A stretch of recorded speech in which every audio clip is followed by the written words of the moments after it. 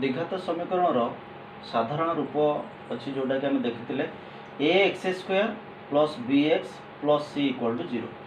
तो यही द्विघात समीकरण आम जाना कौन आज निर्णय करवा जोटा कि आमर अच्छी कौन प्रभेदक बा डिस्क्रिमिनेंट ताको कहबा। तो प्रभेदक को आम कैपिटल लेटर डी द्वारा सूचित करवा।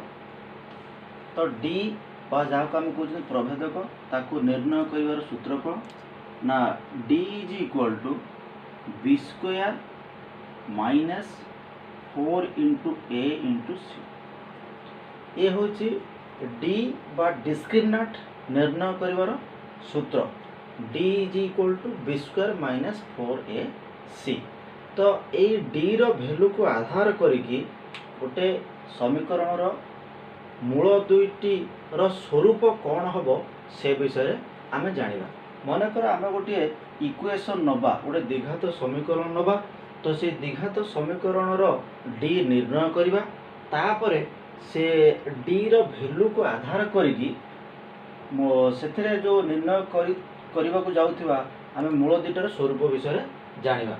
मनकर आम गोटे समीकरण नवा जहाँकि देखु x square minus 2x minus 8 is equal to 0। Okay आम इक्वेशन टी कौन ना x square minus 2x minus 8 equal to 0। तो ये ए वैल्यू केते अच्छी देखु एक्स स्क्वायर सहग किसी ना अर्थात 1 ए वैल्यू है 1 बी वैल्यू केते माइनस 2 माइनस 2x अच्छी एवं सी वैल्यू केते माइनस 8। तो ये आम कौन करवा ए बी और सी वैल्यू पाईगले। तो ये आम कौन करवा ना डी वैल्यू निर्णय करवा जहाँ को आम कहते प्रभेदक। तो डी इज इक्वल कौन पाई आम formula B square minus 4ac। तो बी के माइनस 2 रो whole square b square minus 4 into a value है 1 into c value k minus 8। This is equal k minus 2 whole square के 4 ये देखो minus into minus कौन है plus 8 into 4 8 चौके 32। This is equal के 32 plus 4 36।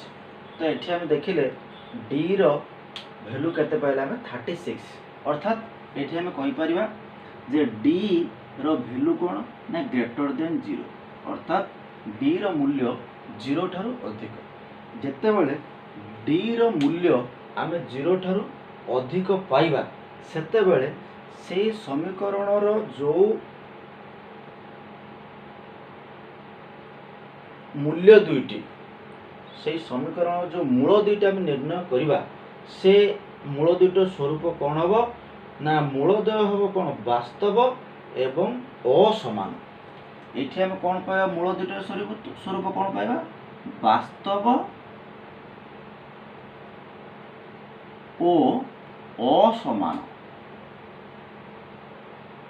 अर्थात ये जो समीकरण जो मूल दुईटा बाहर से मूल दुईटार स्वरूप कौन हम वास्तव हम एवं असमान हम। जदि डी रो वैल्यू आम 0 पाई थांते कौन होता से देखु एमती भी समीकरण अच्छी जो इक्वेशन रे डी रो वैल्यू आम 0 पाई परिबा।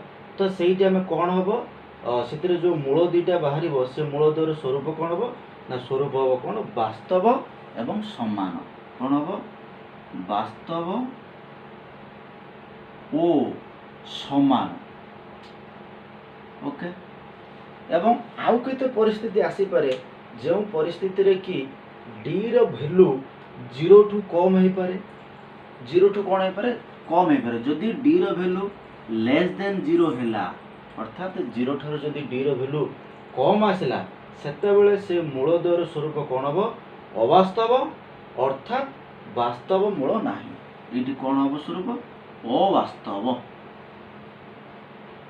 अवास्तव जहाँ को आम कहीपर जे कौन सी वास्तव मूल ना।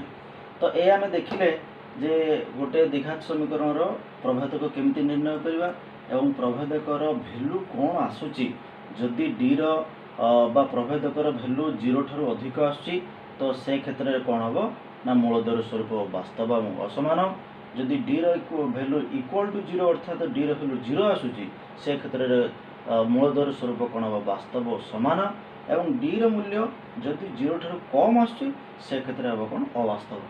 आप देखिए जे जदि 2 वर्ष 3 वर्ष 4 वर्ष पछकू जो आम बोर्ड क्वेश्चन आम देखा से प्रकार क्वेश्चन 1 मार्किया क्वेश्चन जोटा कि आमको ऑब्जेक्टिव 50 मार्क आसूची मैथमेटिक्स रे से डी भैल्यू ग्रेटर देन 0 हेले कौन हम डी भैल्यू इक्वाल टू 0 हेले कौन हम एक आधार करके आपंकर ऑब्जेक्टिव मल्टीपल चॉइस क्वेश्चन आसूची। तो आज आम डी भैल्यू विषय जानिले एवं डी भैल्यू को आधार करके मूलधर स्वरूप कौन कौन हम जानिले। तेणु ये वीडियो आपको भल लगी निश्चय लाइक करेंगे, शेयर करेंगे, सब्सक्राइब करेंगे। Thank you.